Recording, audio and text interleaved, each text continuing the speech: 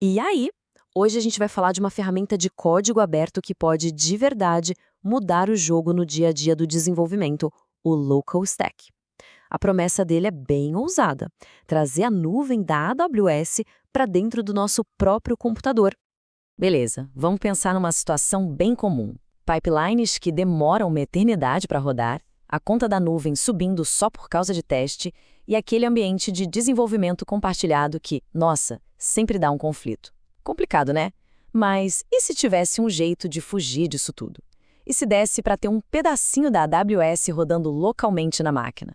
Então, é justamente essa a ideia por trás do LocalSec. O nosso papo de hoje vai ser assim, ó. Primeiro, o que é o Local Stack? Depois, quais as vantagens que ele traz para quem desenvolve? Aí a gente pesa os prós e contras, dá uma espiada em como ele funciona por baixo dos panos e, para fechar, a gente tenta responder se o Local Stack é a ferramenta ideal para cada tipo de projeto. Então vamos lá, começando pelo básico. Afinal de contas, o que é esse tal de Local Stack? Olha, a ideia central é até bem simples, mas é genial. Pensa assim, o Local Stack é um emulador de serviços de nuvem que roda inteirinho dentro de um único container. O que isso quer dizer na prática? Que dá para rodar aplicações Lambda, testar umas configurações super complexas de infraestrutura, tipo com Terraform, tudo, absolutamente tudo, na máquina local. Sem precisar de internet, sem conectar na AWS de verdade. É como ter um parquinho da AWS particular, sabe? Totalmente offline e de graça. Ok, já entendemos o conceito. Mas o que faz dele uma ferramenta tão útil no dia a dia de quem desenvolve? Vamos ver agora os serviços e as integrações que ele oferece. E aqui a coisa fica impressionante de verdade. A gente não está falando de um ou dois serviços, não. O Local Stack emula mais de 60 serviços da AWS. É muita coisa. Ou seja, dá para construir e testar arquiteturas bem complexas, usando S3, SQS, DynamoDB, um monte de coisa. Tudo isso sem gastar um centavo na nuvem de verdade. E o melhor é que ele não é uma ilha. Outro ponto fortíssimo do Local Stack é que ele se integra super bem com as ferramentas que a gente já usa todo dia, tipo o GitHub Actions, CircleCI, Terraform, ele conversa com todo mundo. Isso facilita demais a adoção, porque não precisa jogar fora o fluxo de trabalho atual para começar a usar. Bom, mas a gente sabe que não existe ferramenta perfeita, né? Então é super importante entender os dois lados da moeda antes de sair usando. Vamos dar uma olhada agora nos prós e contras do Local Stack? Olha, do lado dos prós, as vantagens são bem claras. A primeira, e talvez a mais óbvia, é a economia de grana. E a velocidade? Nossa, isso é um fator gigante.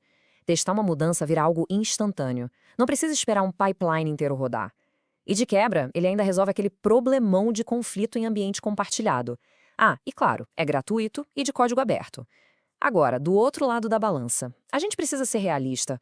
O Local Stack não é uma cópia 100% fiel da AWS.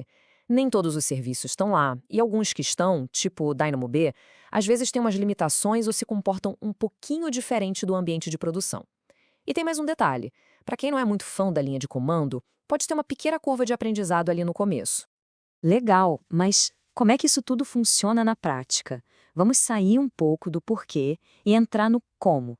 Vamos ver o básico de como configurar isso tudo. É mais simples do que parece, pode ser dividido em 3 passos. Primeiro, a gente prepara um arquivo Docker Compose, é ali que a gente define o container do Local Stack e fala quais serviços da AWS a gente vai querer usar. Segundo passo, criar uns scripts de inicialização, geralmente em Bash mesmo, para já configurar os serviços assim que o container sobe. Coisa tipo, sei lá, criar um bucket no S3 ou uma fila no SQS. E por fim, é só rodar o container com comando só. E pronto, a nuvem local está funcionando. Aqui a gente tem um exemplo bem prático para visualizar melhor. Para conversar com os serviços locais, a gente usa uma ferramenta de linha de comando chamada AWS Local.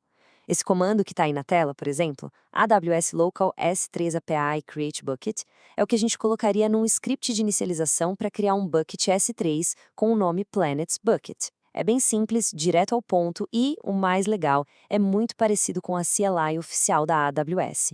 Isso ajuda muito, a transição fica bem suave. Beleza. Depois de tudo isso, a gente chega na grande pergunta. Afinal, o Local Stack serve para todo mundo? Vamos resumir os pontos-chave para ajudar nessa análise.